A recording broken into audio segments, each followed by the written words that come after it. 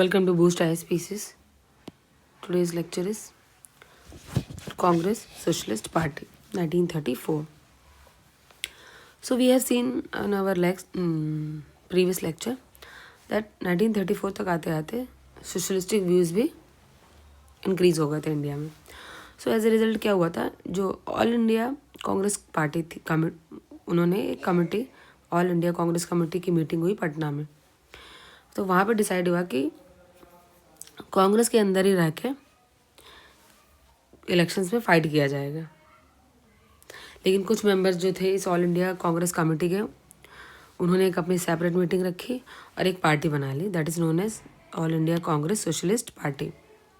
हालांकि कांग्रेस के अंदर ही रह के इसने काम किया. ये बनी थी अक्टूबर 1934 में, इसको एफिलिएशन मिल गया. और इन्होंने बॉम्बे में फिर एक अपनी मीटिंग की और वहाँ डिसाइड किया कि क्या इनके वर्किंग मेथड्स रहेंगे, क्या पॉलिसीज़ रहेंगी, उसके ये सारी चीज़ें डिसाइड होंगी. देन अब इसके लीडर्स और वर्किंग, वो सारी चीज़ें. देन जो all India Congress Socialist party Patna की थी, उसके कन्वेयर थे जयप्रकाश नारायण. बाद में ये इसके जनरल सेक्रेटरी बने और आचार्य नरेंद्र देव इसके प्रेसिडेंट बने. इस पार्टी को इसलिए मेनली बनाया गया था कि जो उस वक्त का 1934 का जो यूथ था, वो मेनली कम्युनिस्ट आइडियोलॉजी की तरफ बहुत ज़्यादा झुकाव हो रहा था उनका. वो कम्युनिस्ट आइडियोलॉजी को फॉलो करने लग रहे थे. तो जो कांग्रेस थी वो चाहती थी कि सोशलिस्टिक व्यूज़ को ज़्यादा इंपॉर्टेंस मिले.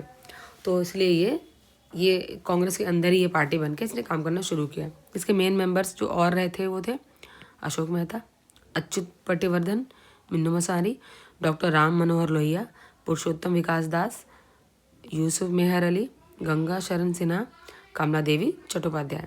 वेरी वेरी इंपॉर्टेंट ये लिस्ट है, बहुत पूछा जाता है, कई बार पूछा गया है. देन बिहार सोशलिस्ट पार्टी के फाउंडर थे गंगा शरण सिन्हा, राम वृक्ष बेनीपुरी, रामानंद मिश्रा. इसमें जो श्री नरसिंह नारायण थे, ये सोशलिस्ट लीडर थे इम्पोर्टेंट, कहाँ के, बिहार सोशलिस्ट पार्टी के. देन जेपी नारायण, ये भी बिहार सोशलिस्ट पार्टी से बिलोंग करते थे, लेकिन इन्होंने और भी मूवमेंट्स में इंपॉर्टेंट रोल प्ले किया था, लाइक क्विट इंडिया मूवमेंट.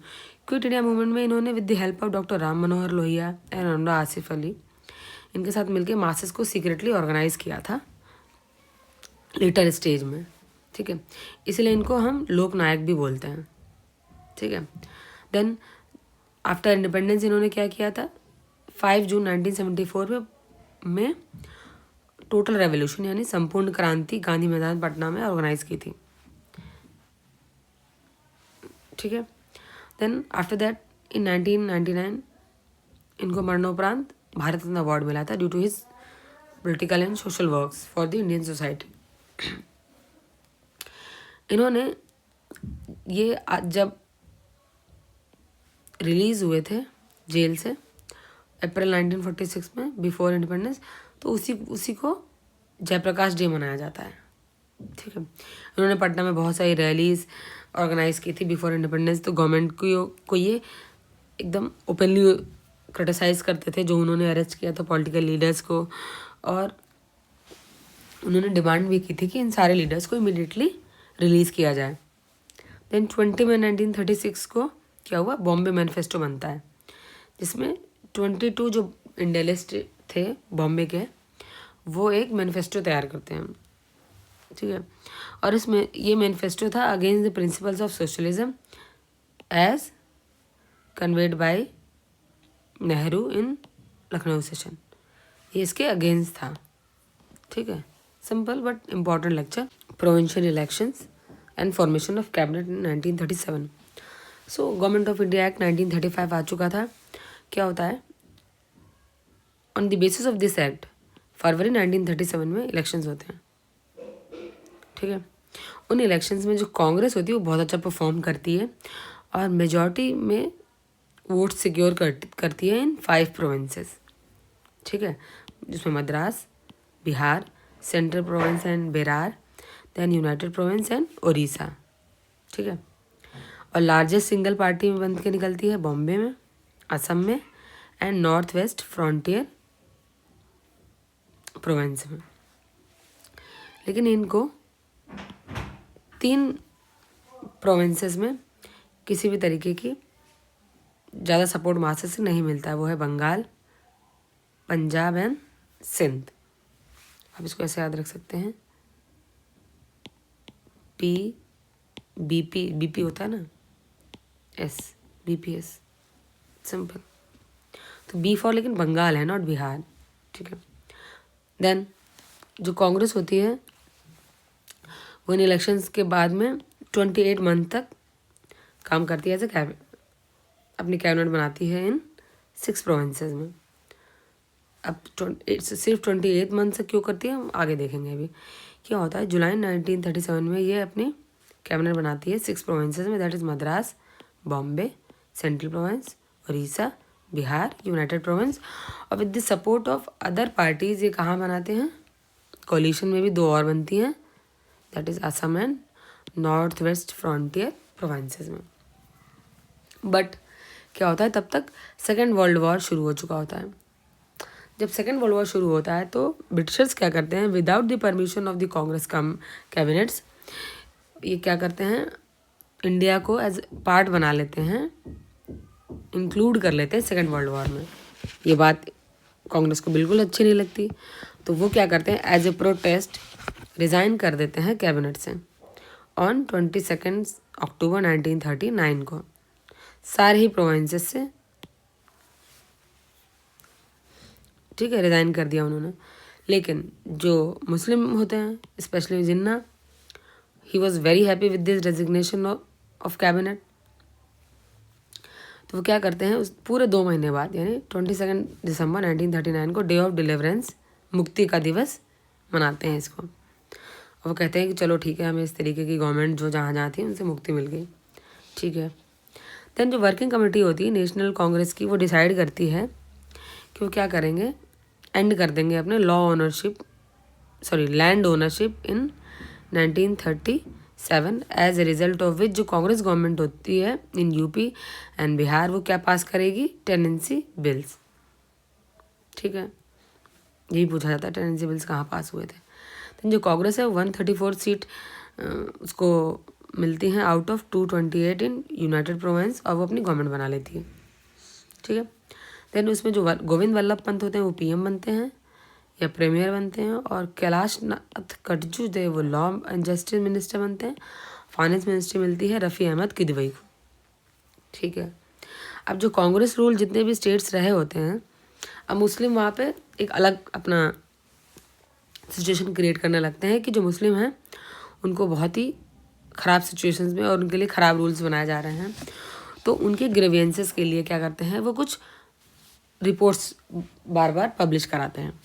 उसमें से ये जो 3 रिपोर्ट्स हैं ये काफ़ी पूछी जाती हैं, इनकी क्रोनोलॉजी भी पता होनी चाहिए।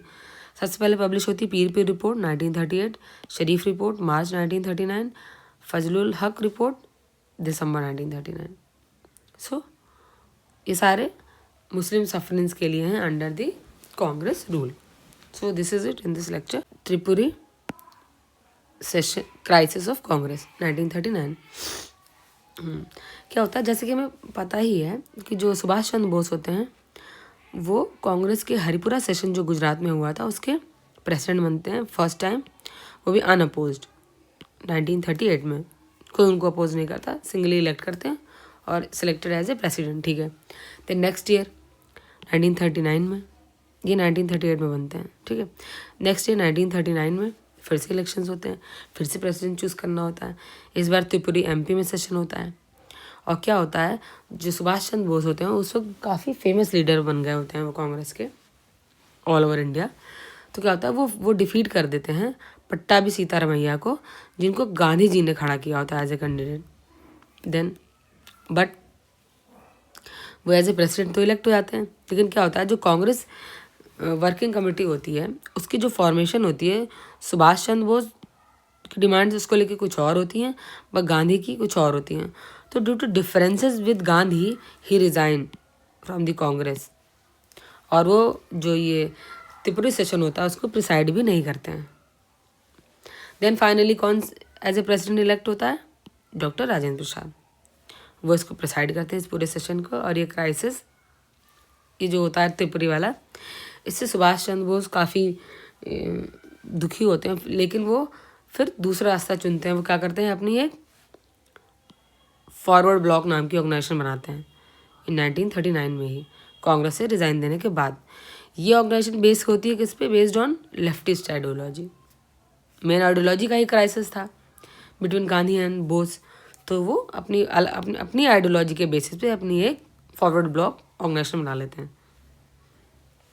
देन और हमें पता है इसके बैकग्राउंड में सेकेंड वर्ल्ड वॉर स्टार्ट हो चुका होता है। जब सुभाष चंद्र बोस ये देखते हैं कि जब सेकेंड वर्ल्ड वॉर का टाइम चल रहा है तो वो देखते हैं कि क्यों ना हमें इसका फ़ायदा उठाना चाहिए। जो ब्रिटेन जर्मनी इन सब के जो वॉर चल रहा है, हमें इसका फ़ायदा उठाना चाहिए, और जो ब्रिटिश मिलिट्री है उसको काफ़ी नुकसान पहुंचा के हमें अपनी इंडिया में गवर्नमेंट फॉर्म करने की कोशिश करनी चाहिए। वो इसके लिए एक पुरानी आयरलैंड की जो सेइंग है, कहावत है, उसको भी कहते हैं, the need of England is an opportunity for Ireland. That is why he tried to persuade Congress and Gandhi ji to take help of England's enemy to free India. इसीलिए कहते हैं कि जो दूसरे के लिए जो ज़रूरत का समय है, हमारे लिए भी वही मौके का समय होता है। हमें उसके दुश्मनों से मदद लेके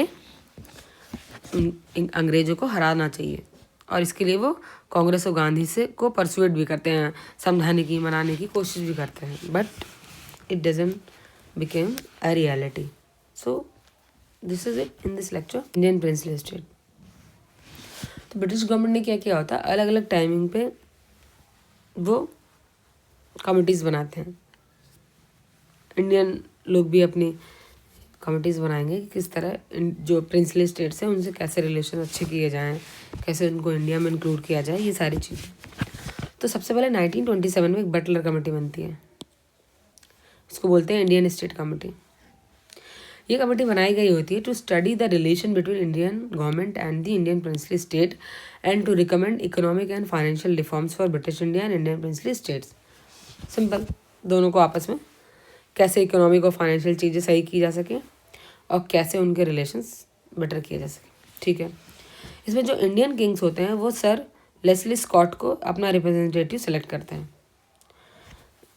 from the side of Indian princes to recommend their point of view. Okay, then 19 दिसंबर 1927 में एक all India states people conference organise होती है। वहाँ पे 1500 से ज़्यादा जो पॉलिटिकल वर्कर्स होते हैं इंडिया के अलग अलग स्टेट से, वो पार्टिसिपेट करते हैं। उसमें बलवंत राय मेहता, मणिलाल कोठारी, GR अभ्यंकर ये इंपॉर्टेंट रोल प्ले करते हैं इस ऑर्गेनाइजेशन में। ठीक है, ये ऑर्गेनाइजेशन बाद में 1939 में भी फिर से इनकी एक कॉन्फ्रेंस होती है। जब ये वाली कॉन्फ्रेंस होती है तो इसमें प्रेसिडेंट जवाहरलाल नेहरू को इलेक्ट किया जाता है। ये पूछा गया कई बार, इसलिए यहाँ पे लिखा है। देन इंडिया जब इंडिपेंडेंट होता है 1947 को, तो ज़्यादातर जो प्रिंसली स्टेट्स होते हैं वो बाय सेल्फ ही अपने आप ही इंडियन यूनियन में इंक्लूड हो जाते हैं, मर्ज हो जाते हैं। ठीक है, बाय द 15 अगस्त 1947 तक सिर्फ 3 ऐसे प्रिंसली स्टेट्स होते हैं जो रह गए होते हैं to became the part of Indian union. उसमें जूनागढ़, जम्मू कश्मीर और हैदराबाद है। ठीक है, लेकिन बाद में एंड ऑफ 1948 ये भी इंडिया में इंक्लूड हो जाते हैं बाय डिफरेंट मेथड्स। ठीक है, देन जो ब्रिटिश गवर्नमेंट होती है, जब उसने इंडिया को इंडिपेंडेंट किया होता है तो उसने ऑल सारे जितने प्रोविंसेस थे उनको भी इंडिपेंडेंट कर दिया होता है। इससे ये होता है कि अब उनकी एक चॉइस बन जाती है कि either they want to become the part of the union or not. इसीलिए जितने भी प्रिंसली स्टेट्स थे हमें उनको भी फिर एक एक करके अपने इंडिया में इंक्लूड करना पड़ा था to make them the part of Indian union. Simple, मतलब उन्होंने एक तरीके से डबल गेम खेला था। कहने को इंडिया को इंडिपेंडेंट किया, लेकिन इंडिया के इंटरनल पार्ट्स को भी इंडिपेंडेंट कर दिया अलग अलग, ताकि फिर इंडिया को यूनाइट होने में एक और मेहनत करनी पड़े, और यही हुआ भी था। फिर इसमें सबसे इम्पोर्टेंट रोल प्ले किया था सरदार वल्लभ भाई पटेल ने, और उन्होंने ही इंडिया की यूनिटी को अटेन करने के लिए सारे जो प्रिंसली स्टेट से उनसे अच्छी तरीके से पॉलिसी बना के और सारे टर्म्स एंड कंडीशन को समझा के उनको इंडिया का पार्ट बनाया था। तो जम्मू एंड कश्मीर था, उसने 26 नवंबर 1947 को उसके जो किंग थे हरी सिंह, उन्होंने इंस्ट्रूमेंट ऑफ एक्सेशन साइन किया था, तब इंडिया का पार्ट बना था Jammu and Kashmir. So Jammu and Kashmir is the part of India, ठीक है। देन शेख अब्दुल्ला उस वक्त वहाँ के प्राइम मिनिस्टर बने थे। देन स्टैंड स्टिल जो एग्रीमेंट था वो साइन हुआ था between the Lord Mountbatten who was the governor general of India and Mir Laiq Ali जो चीफ मिनिस्टर थे हैदराबाद के। ये वो सिचुएशन लिखी है जिसमें हैदराबाद को इंडिया में इंक्लूड किया गया था ऑन 29 नवंबर 1947 को। So this is it in Indian princely state. आजकल ये सब ज़्यादा न्यूज़ में है, सो इसको देख लिएगा, इम्पॉर्टेंट है, ठीक है। अब तो ये सारी चीज़ें हिस्ट्री चेंज हो गई है। एवोल्यूशन ऑफ 370 एक्ट के बाद second world war. So second world war जो स्टार्ट हुआ था सितंबर 1939 में, क्या हुआ था, कांग्रेस है ना वो डिमांड करती कि अगर इंडिया का पार्टिसिपेशन चाहिए ब्रिटिशर्स को in the second world war, तो उन्होंने 2 डिमांड की थी। उस वक्त हमारे वॉइसरॉय थे लॉर्ड लिथिनगो, ठीक है। इंडिया कहती है कि पहला उनका प्रपोजल ये था कि आप अपने ऑब्जेक्टिव बताइए वॉर के क्या हैं, और दूसरा इंडिया डिमांड करती है कि इंडिया को भी फ्रीडम आप देंगे, इंडिपेंडेंट करेंगे आफ्टर दी वॉर। लेकिन जो लॉर्ड लिथिनगो होते हैं ये इंडिया की किसी भी चीज़ को कोई वैल्यू नहीं देते हैं और बिना कांग्रेस से या इंडियन लीडर से कंसल्ट किए हुए इंडिया को पार्ट बना देते हैं वॉर का। अब जो Indian working committee, Congress working committee जो होती है वो इससे बिल्कुल अगेंस्ट होती है। तो ये लोग क्या करते हैं, जो अभी हमने लास्ट लेक्चर में भी देखा था, जो इंडियन गवर्नमेंट जो प्रोविंसेस में बनी थी वो रिज़ाइन कर देती है एज ए प्रोटेस्ट, क्योंकि बिना पूछे इंडिया को उन्होंने पार्ट बना दिया था सेकेंड वर्ल्ड वॉर का। और कांग्रेस इस एक और प्रपोजल पास करती है और कंडम करती है attack of Nazi on Poland, also lashes the ideology of Nazism and fascism. Indian जो कांग्रेस होती है वो इन चीज़ों को भी कंडम करती है कि जो जर्मनी ने यानी नाजी ने जो अटैक किया पोलैंड पे, that is not correct thing, और नाजी और जो फासिज्म की जो आइडियोलॉजी थी उसके भी अगेंस्ट होती है इंडिया, ठीक है। और इंडिया कहती है कि जब इंडिया के पास खुद ही अपनी डेमोक्रेसी नहीं है तो किसी और की डेमोक्रेसी या ऐसी चीज़ को बचाने के लिए इंडिया कैसे स्ट्रगल कर सकता है जब उसको खुद ही इंडिपेंडेंस नहीं मिल पा रही है ब्रिटिश रूल से। So ideologically this was not correct, so India was not ready to be part of second world war. इसीलिए वो कहते हैं कि हमें सेकेंड वर्ल्ड वॉर का पार्ट नहीं बनना है, हमारी जो डिमांड है आप पहले वो सुनिए, हमें पहले इंडिपेंडेंस दीजिए, तब आप हमसे किसी भी फेवर की उम्मीद करिए। बट ऐसा कुछ भी नहीं होता, ब्रिटिशर्स पूरी तरह इस चीज़ को इग्नोर कर देते हैं। और जो लॉर्ड लिथिनगो होते हैं वो 17 अक्टूबर 1939 को अनाउंस कर देते हैं कि इंडिया जो है वो अगेंस्ट द जर्मनी वॉर में है, वॉर का पार्ट है। ऑब्वियसली मैंने बताया आपको, जितने भी इंडियन प्रोविंशियल कैबिनेट थे वो सब इसके अगेंस्ट होकर रिज़ाइन कर देते हैं अपने कैबिनेट से। जो सेकेंड वर्ल्ड वॉर होती है जो स्टार्ट हुई होती है जब जर्मनी ने अटैक किया था पोलैंड पे और ख़त्म होती है सितंबर 45 में 1945। We know this timeline 1939 से 1945 तक, ठीक है, नॉट इम्पॉर्टेंट। और उस वक्त इनके जो प्राइम मिनिस्टर होते हैं विंस्टन चर्चिल, वेरी फेमस, इनका टेन्योर 2 बार होता है 40 से 45 तक, देन 1951 से 55 तक, ठीक है, देख सकते हैं। ये पूछा गया है कि सेकेंड वर्ल्ड वॉर के टाइम पे कौन था PM of Britain. So small lecture but important. Demand for Pakistan, how it started.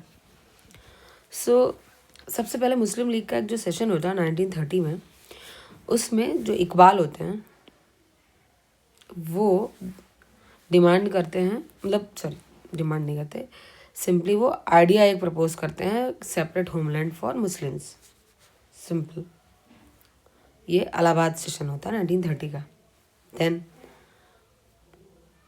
जो चौधरी रहमत अली होते हैं वो इन 1933 में एक पैम्पलेट पब्लिश करते हैं, now or never are we to live or perish forever. ठीक है, इसमें वो सबसे पहले एक वर्ड यूज़ करते हैं पाकिस्तान या पाकिस्तान, यहाँ से ये वर्ड शुरू होता है। और ये जो नाम होता है ये 5 ब्रिटिश इंडिया नॉर्थ की जो यूनिट होती हैं उनको लेके बनाया गया होता है। उसमें पंजाब इंक्लूडेड होता है, north west frontier province, Afghanistan province यानी Afghan province, Kashmir, Sindh, Balochistan, sorry. Then 22 to 24 March 1940 में जो मुस्लिम लीग होती है उसका एक सेशन होता है लाहौर में, उसको चेयर करते हैं मोहम्मद अली जिन्ना। अब इसी सेशन में जो जिन्ना हैं वो सबसे पहले डिमांड करते हैं a separate Muslim nation out of India demand करते हैं, और वो कहते हैं कि उनको कुछ भी एक्सेप्ट नहीं होगा लेस देन ए सेपरेट मुस्लिम कंट्री। यहाँ से कभी भी रिवर्ट नहीं हो पाता है पाकिस्तान का आइडिया। अब फाइनली जब इंडिया इंडिपेंडेंट होता है तो Pakistan as a separate country बनता है। ठीक है, सिंपल प्रोपोगेट किया गया 1930 में, फिर उसका एक वर्ड दिया गया और पूरी तरीके से जो डिमांड एक पब्लिकली रखी गई वो इस समय में रखी गई थी जिन्ना ने जब लाहौर सेशन किया था मुस्लिम लीग का 1940 में। ठीक है, देन सरोजनी नायडू जो थी उन्होंने पता नहीं कैसे बट जिन्ना को as ambassador of Hindu and Muslim unity बोला था। I don't know how what this man did. Okay fine. Then जो जवाहरलाल नेहरू थे जो उनकी बुक है famous the discovery of India, उसमें उन्होंने मेंशन किया, जो इकबाल थे वो उनसे एक बार मिलते हैं और बोलते हैं that Jinnah is a politician and you are a patriot. मतलब आप देशभक्त हैं लेकिन जिन्ना एक राजनीतिज्ञ हैं।